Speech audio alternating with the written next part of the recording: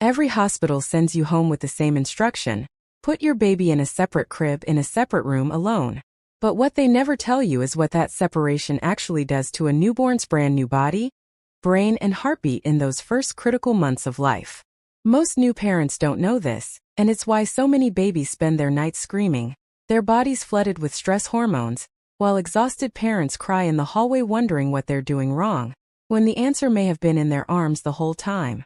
By the end of this video, you'll understand exactly what the science says about babies sleeping next to their parents, why your instinct to keep your baby close at night may be the most natural thing in the world, and how to make that choice safely and confidently, even if everyone around you is telling you otherwise.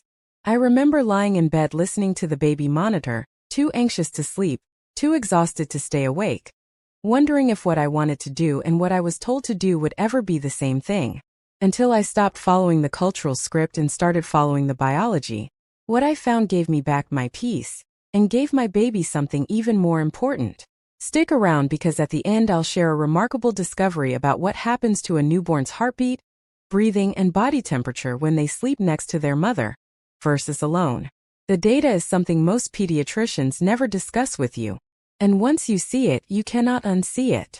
Here's why this matters right now. The modern Western instruction to place babies in separate sleep spaces is historically and globally unprecedented. For 99% of human existence, mothers and babies slept together. Every great ape on the planet sleeps with their young. Indigenous cultures across every continent still do. The idea of a baby sleeping alone in a dark room is not the biological norm. It is a recent cultural invention. And the anxiety, exhaustion, and guilt millions of parents feel every night may be the direct result of being asked to fight biology with willpower. I used to think that if my baby needed me at night, it meant I was creating bad habits. Until I learned that a newborn outside the womb is neurologically, physiologically, and emotionally still in the fourth trimester, still completing their development in the only environment designed for it: your body. So let me break this down for you step by step. Reason 1. Your baby just left the only world they've ever known. First, understand what birth actually is from your baby's perspective. For 9 months your baby lived inside a warm, dark, rhythmic environment. Constant sound, your heartbeat, your voice, your digestion. Constant temperature. Constant movement. Constant presence. Then in a single moment they are pushed into bright lights, cold air, unfamiliar sounds, and a world with no edges and no heartbeat beneath them. The womb did not prepare your baby for solitude. Prepared them for you. A newborn placed alone in a crib experiences something their nervous system registers as abandonment. Not emotionally the way adults understand it, but biologically. The absence of the heartbeat they've known for 9 months, the absence of your smell, your warmth, your breathing rhythm. These are not comforts. They are signals their brain is wired to seek for survival. Their cry is not manipulation. It is an ancient biological alarm saying, I have lost contact with the person I need to survive. The reason this works is because proximity to you isn't a preference for your newborn. In the earliest weeks of life, it is a physiological need as real as milk. But what your presence does to your baby while they sleep goes far deeper than comfort. Because here's where it gets extraordinary. Reason 2 is about what your body literally does to your baby's body while you sleep side by side. Reason 2. Your body regulates theirs. Now this one stops most parents completely. Your baby cannot fully regulate their own body without you. Newborns are physiologically incomplete. Their body temperature regulation is immature. They cannot reliably maintain warmth alone. Their breathing patterns are irregular. Periodic pauses are normal but require external stimulation to restart. Their cortisol system, the stress hormone network, has no off switch without a co-regulator. That co-regulator is you. Research by Dr. James McKenna at the Mother-Baby Behavioral Sleep Laboratory shows that when a mother and baby sleep in close proximity, their sleep cycles begin to synchronize. The mother's breathing acts as a pacemaker for the baby's breathing. Her body warmth stabilizes the baby's temperature. Her arousal patterns gently stimulate the baby during potentially dangerous breathing pauses. Think of it like a biological safety net woven from proximity.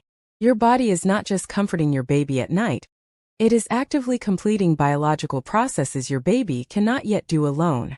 Think of it this way: your baby spent 9 months being regulated by your body from the inside. The idea that they no longer need that regulation the moment they are born is not science. It is a cultural assumption. If you've ever felt judged, guilty, or confused about keeping your baby close at night, comment instinct below right now. I want to hear from you, and it tells YouTube this conversation matters so more parents can find it. And reason 3 is honestly the one that changed everything for me. Because this one is about what happens inside your baby's brain during those nighttime hours, and why your presence shapes it in ways nothing else can. Reason 3. Nighttime is when the brain builds itself. This is the part nobody talks about. Your newborn's brain is doing its most critical developmental work while they sleep, and the environment around them during that work matters profoundly. In the first year of life, a baby's brain doubles in size. The neural connections forming during sleep lay the foundation for emotional regulation, stress response, language acquisition, memory, and attachment. Cortisol, the stress hormone, actively inhibits this neural construction. A baby sleeping alone, cycling through stress responses without a co-regulator, is building their brain in a biochemical environment flooded with cortisol. A baby sleeping next to a calm, present parent is building that same brain in an environment of oxytocin, low cortisol, and regulated nervous system activity. The architecture your baby's brain builds in the first year is not neutral. It is shaped by the emotional and physiological environment it develops inside. Chronic nighttime stress in infancy has been linked in multiple studies to heightened anxiety sensitivity, lower stress resilience, and disrupted cortisol patterns that can persist for years.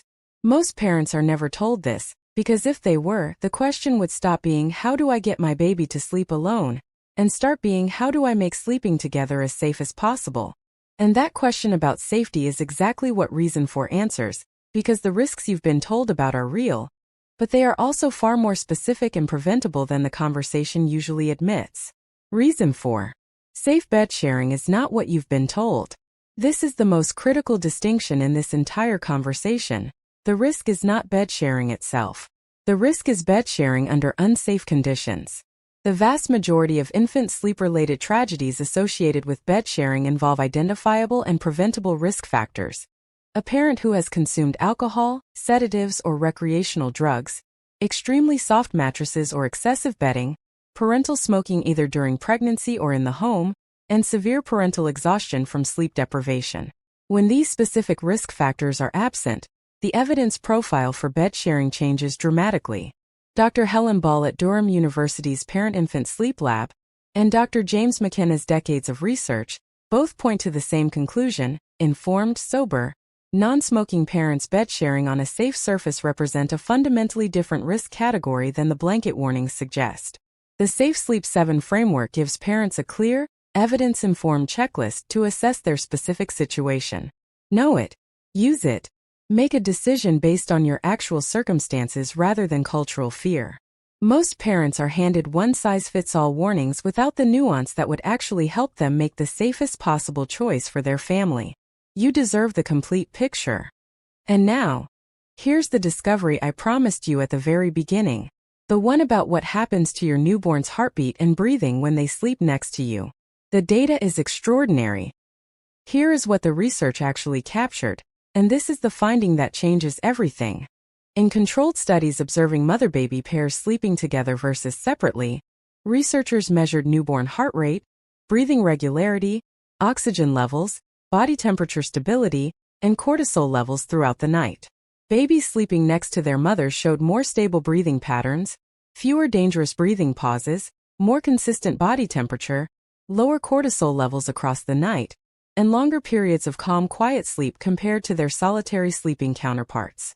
The researchers described the mother's body as functioning as an external regulator, a biological extension of the womb environment that the newborn's immature systems were still depending on to function optimally.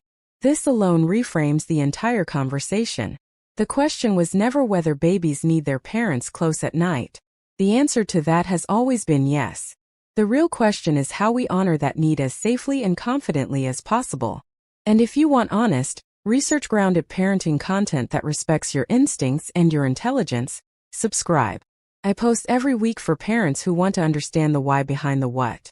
I'll see you in the next one.